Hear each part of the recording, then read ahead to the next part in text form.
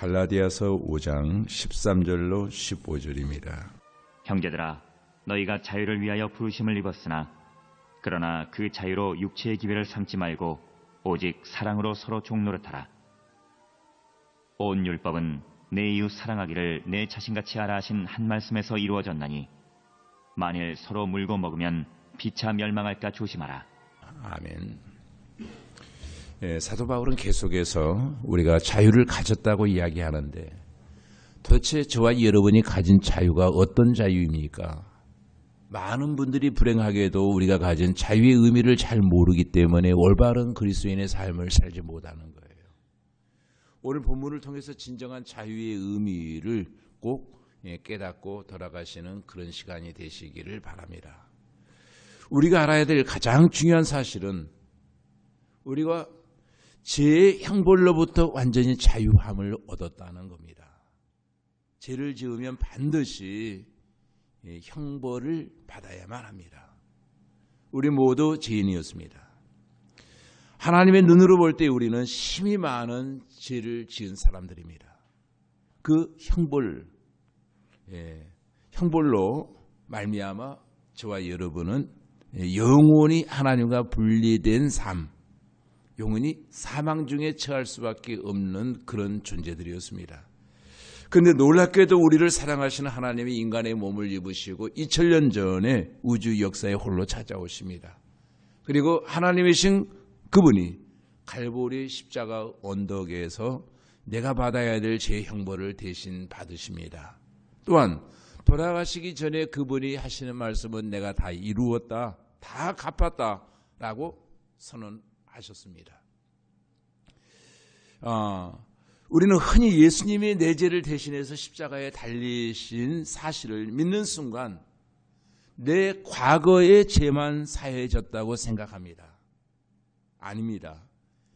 이것이 왜 복음인가 하면은 과거의 죄뿐만 아니라 우리가 앞으로 장차 지을 모든 죄의 형벌까지도 예수님이 갚으셨기 때문에 모든 죄의 형벌로부터 해방을 바울은 지금 선언하는 거예요. 굉장히 놀라운 은혜죠. 우리는 자유를 얻었습니다. 그래서 사도 바울은 이 사실을 깨닫고 넘어서 8장 1절에 그렇게 말합니다. 그러므로 이제 그리스도 예수 안에 있는 자에게는 결코 정죄함이 없느니라. 결코 정죄함이 없다는 거예요.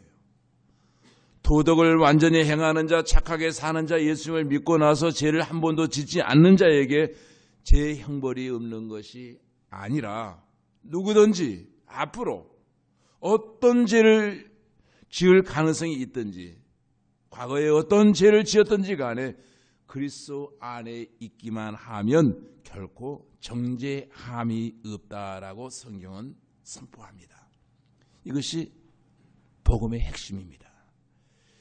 우리의 행위로는 도저히 깨끗해질 수 없습니다. 하지만 우리가 받아야 할 형벌을 하나님이 대신 지셨기 때문에 우리는 형벌로부터 완전히 자유함을 얻었다. 이것이 갈라디아서의 주제예요. 혹시 과거에 지은 죄 때문에 완전히 죄책감을 가지고 여전히 죄책감을 가지고 완전히 벗어나지 못하고 신앙생활을 하는 사람들이 있다면 그는 아직도 복음의 의미를 깨닫지 못한 사람이에요. 아직도 양심의 굴레, 도덕의 굴레에 아직도 남아있는 사람이죠. 우리가 회개할 때 주님은 우리의 죄를 고려하겠다 정도가 아니라 그 죄를 잊어버리겠다라고 선포하셨습니다. 내가 동이서에서 먼 것 같이 죄를 던지리라. 내가 너희의 심은 그 죄악의 뿌리를 바다에 던지리라. 너희 죄를 잊어버리리라. 그러면은 성경의 말씀이잖아요. 어떤 사람은 이렇게 말합니다. 하나님은 나를 용서하셨는지 몰라도 나는 나를 절대 용서하지 못해. 굉장히 멋진 말 같죠. 그런데 세상에 이처럼 교만한 말이 없습니다. 하나님이 우리를 용서하실 때 말씀으로 용서하셨습니까, 여러분? 하나님의 보좌 위에서 우리의 죄를 보시고 이제부터 용서해 줌. 이렇게 말씀하셨습니까? 아니잖아요. 하나님이 목숨을 버리셨습니다. 엄청난 대가를 치르시고 저와 여러분의 죄를 위해서 피를 흘리면서 내가 너희의 죄값을 다 갚았다. 너희는 이제 자유다 라고 선포하셨잖아요. 여러분, 죄책감에서 해방되기를 주의 이름으로 간절히 부탁드립니다. 우리가 예수 그리스도를 믿는 순간 이 모든 죄책감으로부터 자유를 얻었다고 선포합니다. 하나님의 이 복음을 날마다 누리실 수 있기를 바랍니다. 우리는 죄의 형벌로부터 자유를 얻었어요. 죄책감으로부터 자유를 얻었습니다. 이 세상의 양심이나 도덕이나 율법으로부터 완전히 자유함을 얻었습니다. 그러면 이제 우리가 중요한 것은 여기서부터입니다. 갈라디아서 5장은 자유의 대헌장으로 너희는 자유를 얻었다. 무엇으로부터? 죄악의 형벌로부터 자유를 얻었다. 그렇다면 이제 과거의 죄, 현재의 죄, 미래의 죄까지 다 용서함을 받았다면 결코 정죄함이 없다라고 하는 선포를 받았다면 이제 그리스도인들이 어떻게 살아야 되는가? 여기까지만 알고 나머지 모르면 우리가 굉장히 잘못된 오류투성이의 신앙이 되어지고 마는 거예요. 마치 구원파와 똑같은 신앙적 행위를 우리는 나타낼 수밖에 없다는 거예요. 구원파가 바로 여기까지만 아는 거예요. 그 이후에 문제가 뭡니까? 어떻게 살아야 되는가? 여기까지 이해한 많은 그리스도인들이 이렇게 생각을 할 수 있습니다. 그러면 이제 내 마음대로 살아도 되겠구나. 이러면서 사도 바울을 공격합니다. 율법주의자들이 사도 바울을 공격하는데 저 사람은 무율법주의자야. 무법천지를 가르쳐. 은혜를 강조하는데 이건 무법천지야. 그래서 갈라디아 교인들이 사도 바울의 말을 잘못 이해한 사람들이 있었습니다. 그래서 13절의 내용이 바로 그겁니다. 같이 읽습니다. 시작. 형제들아 너희가 자유를 위하여 부르심을 입었으나 그러나 그 자유로 육체의 기회를 삼지 말고 오직 사랑으로 서로 종노릇하라. 아멘. 우리는 이미 자유함을 얻었어요. 그런데 그 자유함으로 육체의 기회를 삼지 말라는 거예요. 왜? 그리스도인이 가진 자유가 뭔가의 의미를 알라는 거예요. 사도 바울은 우리의 욕망을 마음대로 채우는 자유가 아니라는 겁니다. 갈라디아 교인들이 자유를 오해했습니다. 또 많은 사람들이 이 자유를 오해합니다.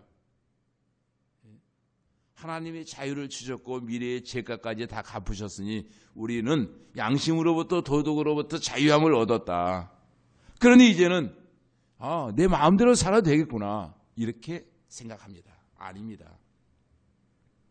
대부분 사람들은 그저 내 마음대로 사는 것을 자유라고 생각합니다. 그러나 그것은 진정한 자유가 아니거든요. 자유에는 길이 있고 테두리가 있습니다.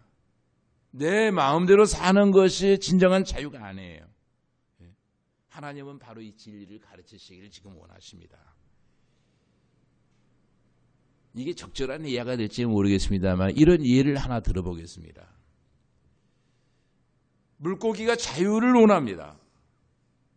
우리가 물고기에게 아무리 자유를 준다 해도 물고기가 물이라고 하는 한계선을 벗어나면은 어떻습니까? 분명히 물고기에게 자유도 한계선이 있습니다. 그런데 그 한계선까지 싫다고 물고기가 소원대로 아프리카 사막의 배낭여행을 떠난다면은 그 물고기는 어떻게 될까요? 얼마나 견딜까요? 아마 채 1분도 견디지 못할 겁니다. 하나님이 저와 여러분에게 주신 자유는 완벽하게 모든 것을 내 마음대로 하는 것이 아니에요. 그렇게 하는 것은 방종입니다. 그것은 죽음입니다. 물 밖에 나오면 자유가 있을 것 같지만 거기에는 또 다른 법칙이 지배합니다. 나를 지배합니다. 예수님은 누구든지 죄를 범하면 제 종이라 이렇게 말씀하십니다. 본문은 지금 가르치고자 하는 사도 바울의 이 말씀의 논리는 뭐예요? 자유로 육체의 기회를 삼지 말라. 자유로 육체의 기회를 삼지 말라. 우리 그리스도인들이 가진 자유는 종노릇하기 위한 자유다는 거예요. 5장 1절에 보면은 그리스도께서 우리를 자유롭게 하려고 자유를 주셨으니 그러므로 굳건하게 서서 다시 종의 멍에를 매지 말라.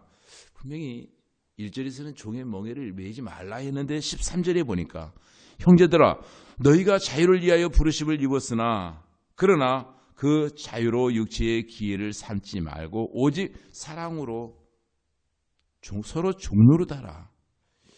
앞절에서는 종의 멍에를 매지 말라고 할 때는 언제이고 또 13절에서는 종의 멍에를 종노릇하라는 거예요. 지금 무엇을 말씀하고 있습니까? 그러나 이것이 우리의 자유입니다. 하나님이 우리를 종의 신분에서 아들의 신분으로 옮기시면서 저와 여러분에게 자유를 주셨습니다. 그런데 자유는 어떤 것입니까? 나만을 위하여 기쁘게 사는 자유가 아니라는 거예요. 이 자유를 잘못 이해한 자들의 특징은 언제나 어디서나 자신이 주인공이고 나머지 사람들은 다 단역이라고 생각을 합니다. 이런 사람들이 가족 중에 있으면 나머지 가족은 굉장히 고통을 받게 됩니다. 왜 그런지 아세요? 자신은 주인공이고 나머지 식구는 다 단역이라고 하는 생각을 가지고 있습니다. 왜 하나님이 우리를 아들의 신분으로 삼으셨습니까? 이유는 다른 사람을 섬기기 위해서라는 거예요. 내가 상대방보다 못해서 섬기는 것이 아닙니다. 지금 여기서 말하는 자유인의 의미는 바로 그거예요. 나는 자유인이에요. 그러나 이를 알고 행하면 복이 있다는 거예요. 하나만 더 생각해 보겠습니다. 하나님이 우리에게 주신 자유는 율법을 성취하는 자유예요. 온 율법은 내 이웃을 사랑하기를 내 자신같이 하라 하신 하나님의 말씀이 이루어졌나니 만일 서로 물고 먹으면 피차 멸망할까 조심하라. 예, 그리스도인의 자유를 잘못 생각하는 자들은 이제 우리는 율법과 아무 상관이 없다라고 생각합니다. 그러나 그렇지 않습니다. 성경은 무엇을 말씀하는가를 여러분 잘 보시기 바랍니다. 예수님이 이 땅에 오신 목적은 율법을 폐하러 오심이 아니에요. 온전케 하려고 이 땅에 오신 거거든요. 소위 말하면은 율법의 요구를 성취하기 위해서 오셨다라고 성경은 말씀하고 또 율법을 하나님이 주신 이유도 바로 그겁니다. 왜 우리가 주일날 예배에 참석해야 됩니까? 왜 우리가 11절을 하고 왜 우리가 기도를 하고 헌신을 하고 하나님 앞에 봉사를 해야 합니까? 율법 때문입니까? 만약 이와 같은 모든 행위가 율법 때문이라면 그 사람은 율법주의자예요. 우리가 구원받았으니까 윤리에 어긋난 일을 해도 되고 예배에 참석 안 해도 되고 내 마음대로 살아도 된다. 이렇게 가르치는 교회가 바로 구원파예요. 이단이죠. 그 사람은 율법주의자들이에요. 여러분, 성경이 가르치는 율법의 성취는 무엇입니까? 우리는 여전히 예배드려야 됩니다. 드려도 되고 안 드려도 된다고 말하면 그건 잘못된 거예요. 여전히 우리는 모이기를 힘써야 돼요. 여전히 하나님 앞에 헌금해야 되고. 여러분, 왜 이런 일을 합니까? 두렵거나 무서워서가 아니라 이제는 사랑의 동기로 해야 된다는 거예요. 율법의 동기는 무서워서 했다면은 이제 복음에서 강조하고자 하는 것은 율법의 완성이라고 하는 말씀의 의미는 사랑의 동기에서 이 모든 것들이 이루어져야 된다는 겁니다. 우리의 물질과 자유를 하나님이 주셨습니다. 우리의 시간을 하나님이 우리에게 맡기시고 자유를 주셨습니다. 물론 우리의 인생은 나의 것입니다. 하나님이 나에게 주셨습니다. 나는 자유인입니다. 이 말씀을 머리로만 아는 것이 아니라 내 삶 속에서 이것을 실천하실 수 있기를 주님의 이름으로 축원합니다. 기도하십시다. 전능하신 아버지 하나님, 어렵다 일컬어지는 갈라디아서 강해 정신줄을 놓아버리면 이해할 수 없는 말씀입니다만은 시간 이 말씀을 묵상하고 청종할 때 깨달아지는 역사가 일어나게 하시고 형벌로부터 진정한 자유함을 날마다 누리며 이제 그리스도 예수 안에서 섬김으로 서로가 종노릇하는 제약의 아버지 하나님의 종노릇이 아니라 섬김의 종노릇하는 우리 모두들이 되어져 갈 수 있도록, 그래서 우리가 무율법주의자가 아니라 이제 하나님의 말씀을 성취하는 율법의 완성으로서의 서로가 사랑으로 서로가 섬기며 서로가 종노릇하는 놀라운 역사가 우리 삶 속에 실천되게 하여 주시옵소서. 예수님 이름으로 축복하며 기도하옵나이다. 아멘.